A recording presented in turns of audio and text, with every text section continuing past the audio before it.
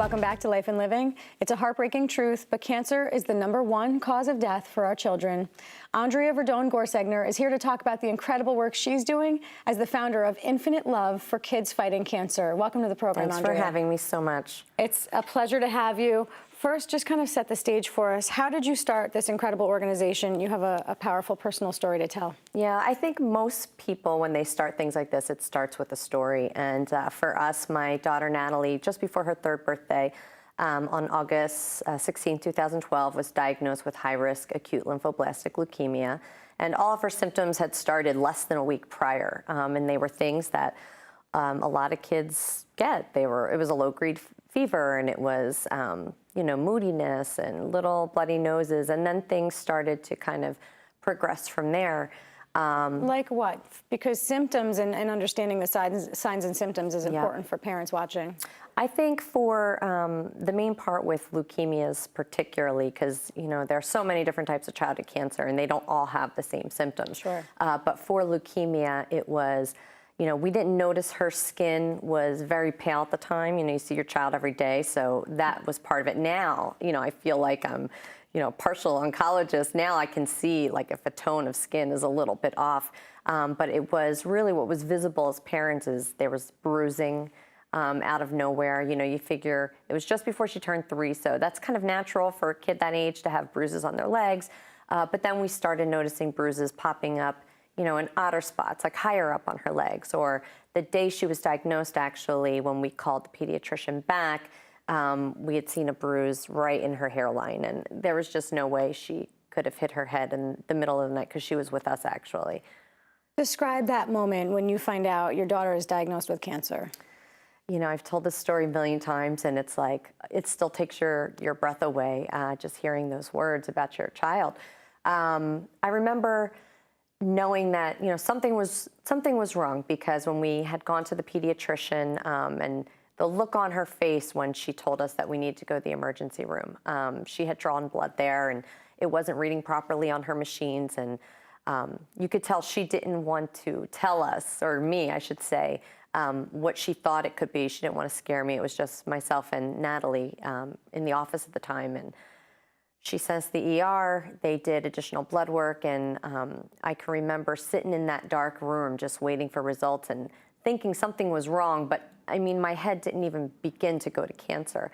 And at that time, she was sleeping on my chest, and I'd felt wetness on my arm, and I remember thinking, oh, she's drooling, let me move her over and clean myself up. And when I went to move her head, her whole eye was bleeding, her nose was bleeding, and she was just completely out. And at that point, the team had walked in, and before I could even ask them about this, that's when they told me that she had cancer. And honestly, after hearing those words, I don't remember what they said to me. I really don't. In that moment, I don't recall a thing. I can remember faces, and I can remember the looks on their faces and everybody filing out one by one. But I just heard that, and that was it. Yeah. I can't imagine that going through that process with her was anything less than grueling. What did you see as you watched Natalie get treatment, some of the disparities that exist in terms of cancer treatment for kids? Yeah, when your child is first diagnosed with something like cancer, you think, okay, it can't be worse than that. She has cancer. But and you're in the thick of it every day, and you're just trying to survive every day, and you go through that grueling process in the beginning where it's like, well, what did we do? Where did we go? What did she eat? And when you can finally let those things go. In other words, blaming yourself. Of course, yeah, you instantly, and we were a healthy family, and we hadn't gone anywhere, and believe it or not, strangers will even ask you that, which boggles my mind to this day. But you're constantly thinking these things and wondering, like, how did this happen?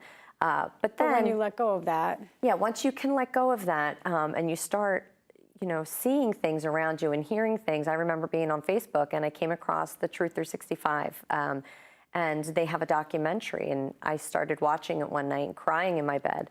And as I'm watching this documentary, that is when I am seeing all of these truths, that childhood cancer is the #1 disease killer of our kids, that it's not just leukemias and brain cancer. There are over a dozen different types of childhood cancer. And the more I was hearing in this documentary and learning, I went from, the sadness phase to this anger, like, how is this possible? How is this the #1 disease killer of our kids? And I didn't know this before my daughter was diagnosed. And what do you know now about the amount of progression that we've seen in terms of treating adult cancers versus where we are with treating or even researching childhood cancers? Yep, see, that's the problem. A lot of people just assume, oh, cancer research has come such a long way, which it has.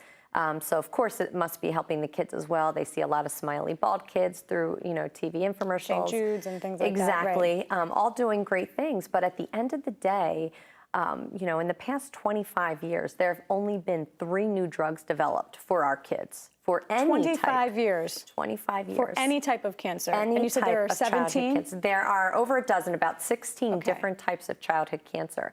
And what a lot of people don't realize is from the National Cancer Institute, our kids get 4% of the research budget.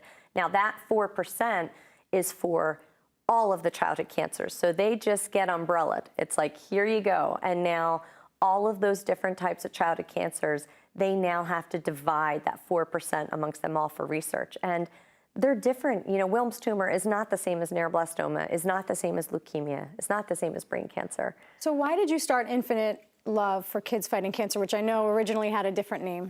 Yeah, it started as a Facebook page, Infinite Love for Natalie Grace, and it was how I kept my family and friends and eventually thousands of strangers just up to date on what was going on with her. And I saw an opportunity at the same time to educate people, to not just make it about Natalie, but say, hey, listen, this is what's going on in the childhood cancer community. And to raise money in the process? To raise money in the process, yeah. How much money have you raised to date? Over $600,000 for research to date, since that was spring of 2013. How are you ensuring that those dollars actually go to the childhood cancer research? Well, we work with this amazing foundation, the Rally Foundation, and this whole system called Proposal Central. And it's amazing because the researchers and doctors actually have to apply for the money. And then those applications get graded by this amazing board of oncologists.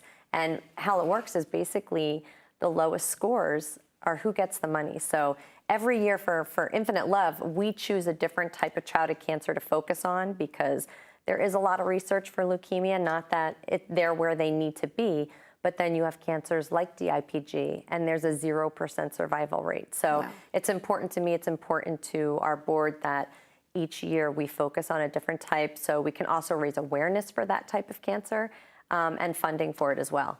Can we take a look at a video called Fighter? Yes, yes. Take a look.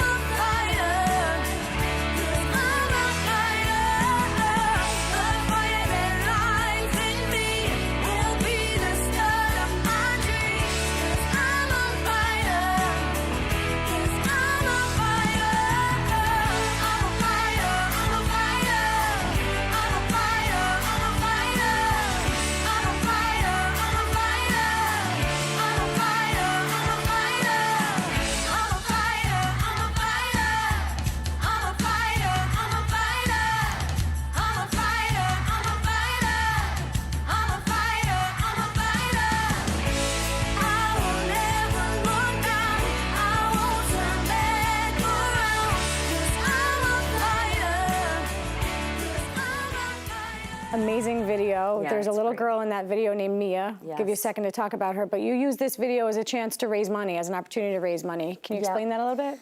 Well, the song Fighter was written by Taylor Tote and my 2 daughters, Hannah and Natalie. And with the song, we had it professionally recorded and mastered. It's on iTunes, and every download, 100% goes to Infinite Love for research. But then we decided to do the video as a means of raising awareness, because we thought, well, while it might not raise, a ton of money unless someone like Taylor Swift or, is sharing the link, this video can just kind of live on and just keep raising awareness. And speaking of living on, talk about Mia, who we saw in the video in the blue dress. Yes, so Mia was the star fighter, very, very special girl, near and dear to my heart. She actually wasn't supposed to be the star fighter. I had a little girl who was a little older than her, thinking it would be easier for filming. She got a fever at the last second. So Mia filled in, and I was nervous because she was a brand new 6 years old at that time, and we had 2 grueling days of filming. She was undergoing chemo, radiation. It would be hard for any kid, let alone a kid going through everything. And this little Spitfire, she was incredible. She blew us all away. I mean, you would have thought she was this professional little actress. I mean, working with people she had never met. She was amazing. She saved the video, you know, and we say we truly feel it's her legacy, you know, because we're going to keep it there. Mia did pass this year. She passed away on March 17th, unfortunately, yep, before she even had a chance to see 7. In that video where you have given me a chance to live on and help raise awareness and touch people, and I know that video, if you just watched it and have any kind of heart, that just touched you, it touched me.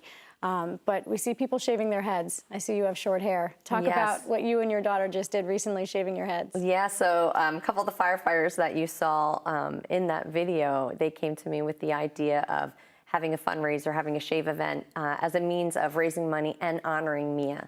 And we did it. We did it at the end of July, Shave a Hero, Save a Hero. And that event raised, I think it was over $45,000. And I shaved my head. My hair was down to my waist. It's been there my whole life. And my oldest daughter, Hannah, she shaved her head 4 years in a row. And then we had, oh gosh, firefighters from all over the state who shaved, children who shaved, school principals who came to shave. It was amazing. It was a beautiful day. Where can people learn more about this organization? Yeah, they can go to our website, infiniteloveforkidsfightingcancer.org, and they can see all the other things that we're working on. We focus mainly on research, but we help families. We have other programs as well that help kids with their treatment. And Natalie is no longer fighting cancer. She has a clean bill of health today. Yeah, so November 26th, we're going to celebrate her 3-year anniversary of being cancer-free. So we have a lot to be grateful for, but we have to keep fighting for all the families who are in it now and the ones who are going to be diagnosed tomorrow, and in memory, of course, of our angels. Andrea Verdone Gorsegner, I can't thank you enough. Oh, thank you. Thank you so much for having me. The New Jersey State Nurses Association is a leading advocate for nurses. Healthcare succeeds when each member of the team works together, and nurses are an integral part of that process. We support our nurses through continuing education, we monitor the latest healthcare trends, and we work to ensure that nurses have a seat at the table when healthcare legislation is being passed. Producing the highest quality patient outcomes is our mission, because caring for you is what matters most to us. Also brought to you by Summit Medical Group and by Berkeley College.